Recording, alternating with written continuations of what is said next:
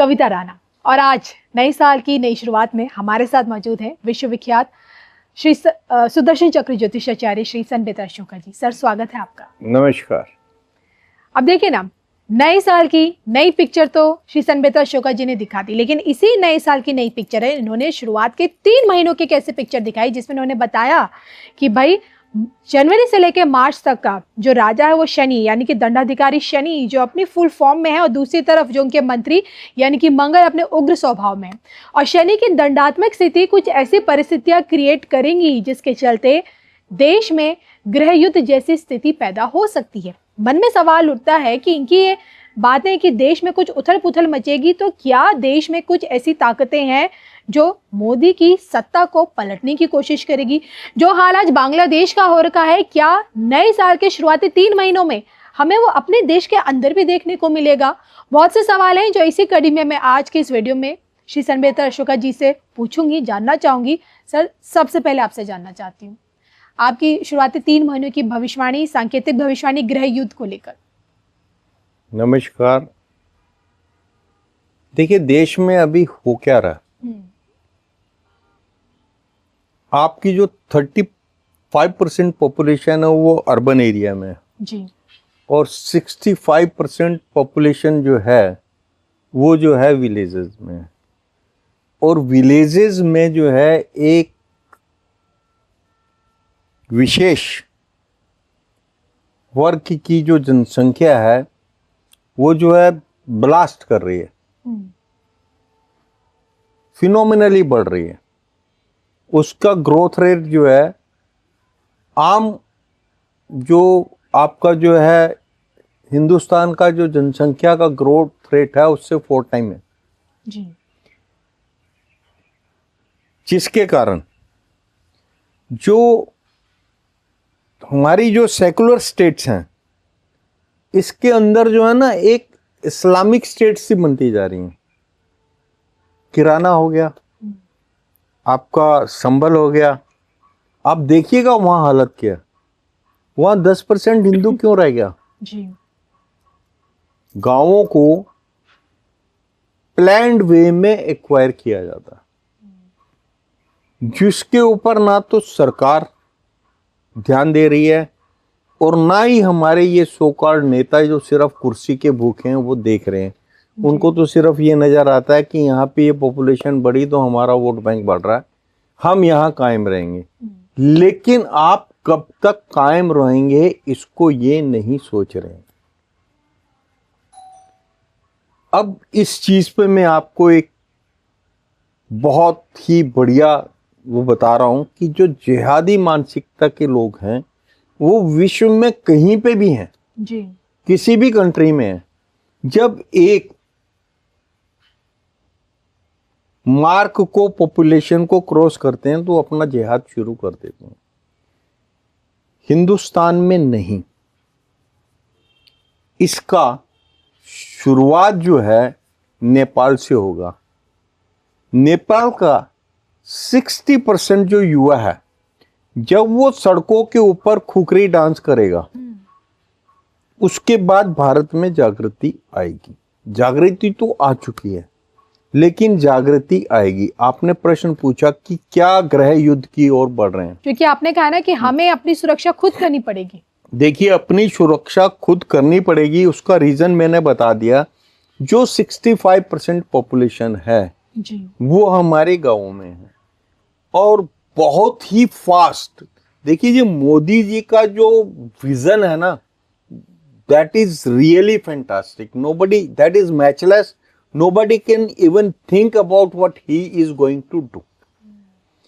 आप विलेजेस का जो अर्बनाइजेशन हो रहा है, विलेजेस में जो सड़कें पहुंच रही हैं, विलेजेस में जो बहुत सुंदर सड़कों का कनेक्टिविटी हो रही है, ट्रेन्स के साथ कनेक्टिविटी हो रही है, विलेजेस में जो मॉडर्नाइजेशन हो रहा है, विलेजेस में जो मॉल्स बन रहे हैं, आप यहीं देख लीजिएगा। जी, वेब सिटी एक गांव था, आज जो है एनसीआर का मॉडेस्ट आपका जो है सिटी बनने जा रहा है। जी, तो ये जो मॉडर्नाइजेशन हो रहा है ये विलेजेस का अर्बन मॉडर्नाइजेशन बहुत जरूरी है।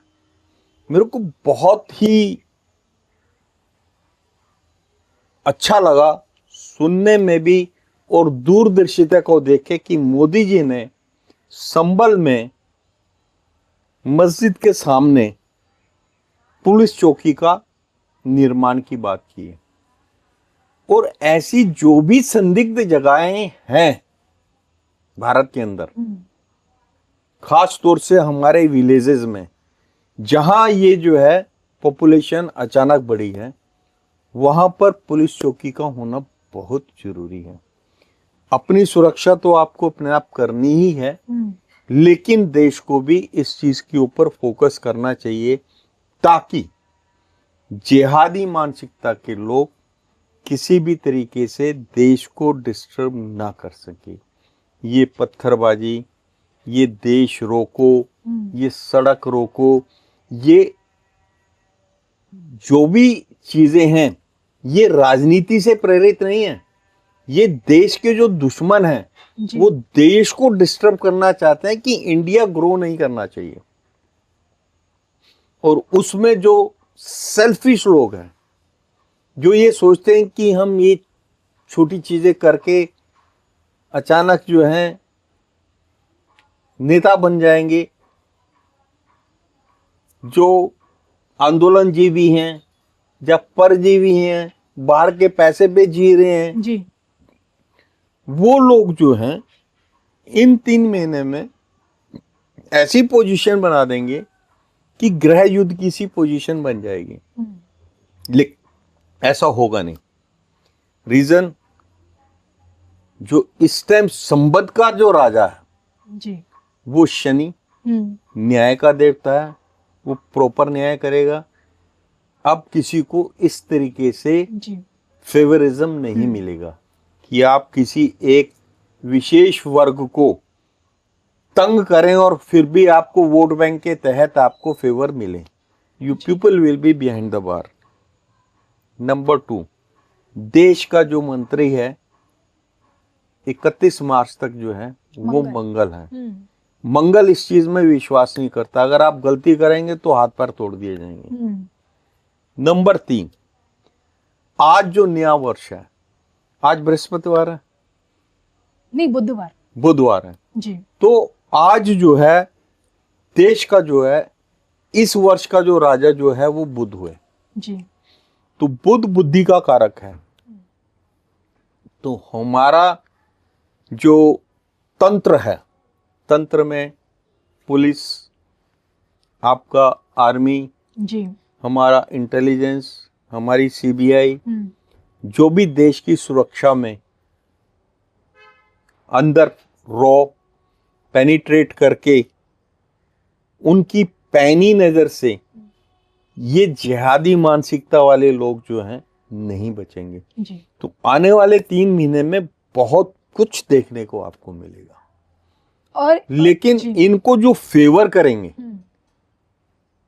इन लोगों को जो फेवर करेंगे, इनके फेवर में जो बोलेंगे कि भाई एक वर्ग विशेष को जो है टारगेट किया जा रहा है, वो नेता जो है अपने पैरों पे कुल्हाड़ी मारेंगे। क्योंकि देश का राजा इस टाइम, देश का राजा और वर्ष का राजा शनि है। देश का राजा इसलिए मैं कह रहा हूं कि माननीय मोदी जी का जो आपका राशि का स्वामी वो मंगल है, लेकिन उनका जन्म नक्षत्र, उनके जन्म नक्षत्र सब लॉर्ड और सब लॉर्ड ये सब शनि होने के कारण उनको जो है एक ऐसा